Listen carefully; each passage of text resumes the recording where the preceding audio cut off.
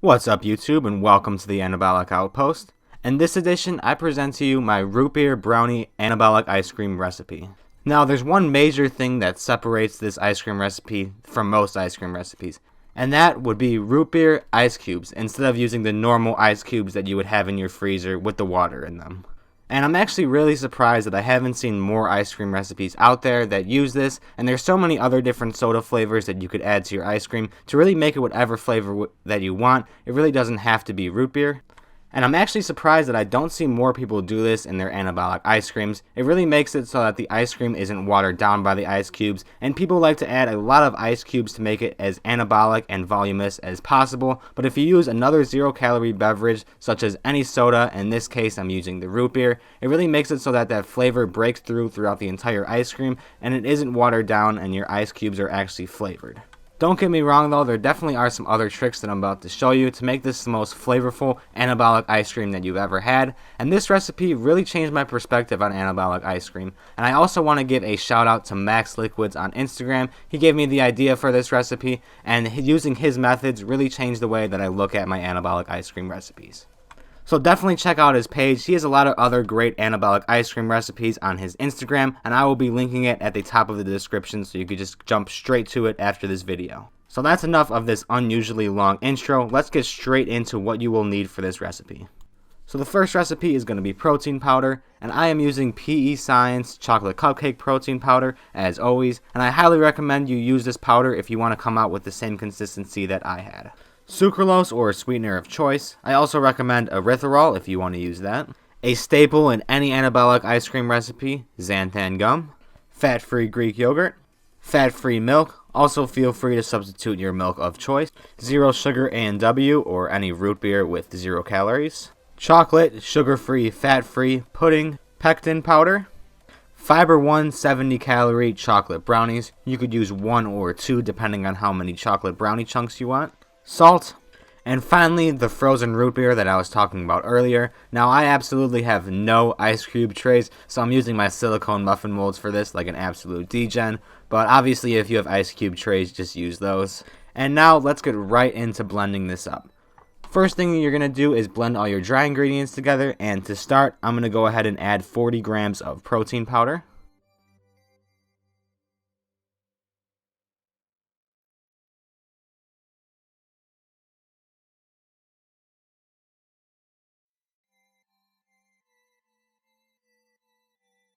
Next is the xanthan gum, and I am adding 4 grams of that.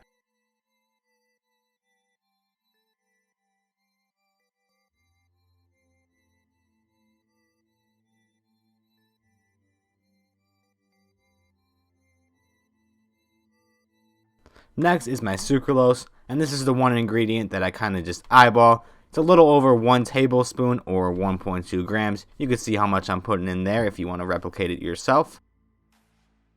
Now I got my chocolate sugar-free, fat-free pudding mix, and I'm only adding 7 grams of that, which is far from the full packet, so make sure to save it for the next time.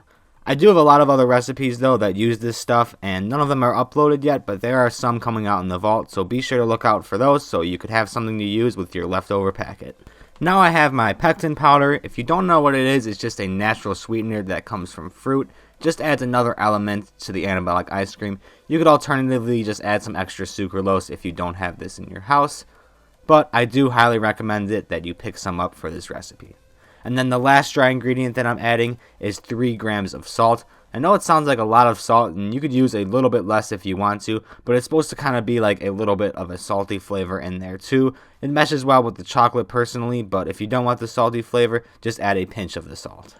And like I said before, you want the dry ingredients to be mixed first, so you're just going to go ahead and blend these up. Shouldn't take too long for them to get mixed up. They are dry after all. Just a few pulses and you should be good. And now it's everybody's favorite part, the time to insert the wet ingredients. And I am starting out with 115 grams of Greek yogurt.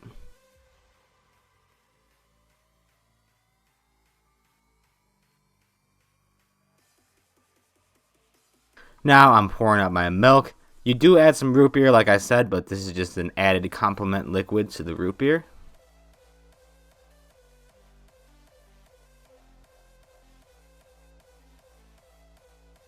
And in total, there's only 3 wet ingredients, and that last ingredient is going to be the 20 grams of root beer. And don't worry, you're going to pulse this up, but then you add the ice cubes at the end. And now you pulse it all up. Don't worry, the consistency doesn't have to be perfect. It just has to be decently mixed, and then you could add your ice cubes in and get the perfect consistency that you want. And if you're wondering, this is what the inside looks like before you add the ice cubes. Like I said, it doesn't have to be perfect, just decently mixed. And now you're going to add in your root beer ice cubes, and it's going to be 580 grams of ice cubes. And yes, if you're not a sciencey guy like I am and you were wondering how it transfers, 580 grams of the root beer is going to turn into 580 grams of the solid ice. It is a direct one-to-one translation. Even though it freezes and expands, the weight remains the same. And then depending how big your blender is, you're probably going to have to just blend it a little bit halfway through inserting the ice, just because the ice is filled all the way to the brim and you just need to compress it down just a little bit. Now that everything's in there, just go to the sick camera cut and cue up the hardstyle.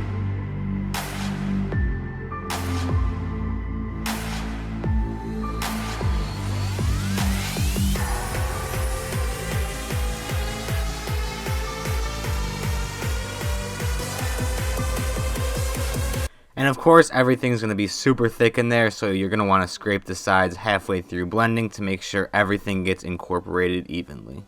And here's the consistency I'm working with now, and it doesn't have to be perfect, but I do like to add 1 brownie in there to blend it up, and then use the second brownie to have on the top once it's done blended and crush it in.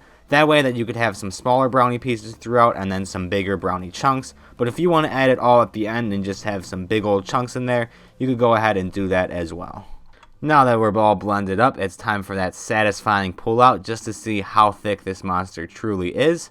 And then you just go ahead and scrape the blades. And now I am just taking that second brownie like I mentioned and then just pulling off little chunks. And then once the chunks are in there, I kind of just mix it throughout the recipe so that it's spread evenly throughout. And here we go. This is what the final product comes out to be. This is probably one of my favorite anabolic ice cream recipes that I've made recently, and it definitely makes me want to test the waters for adding some different kind of sodas and making some other different great ice cream creations. So once again, huge shout out to Max Liquids. Definitely check out his page. It's linked at the top of the description. Lots of great ideas for ice cream, and I'll definitely be using his page for some more inspiration in the future.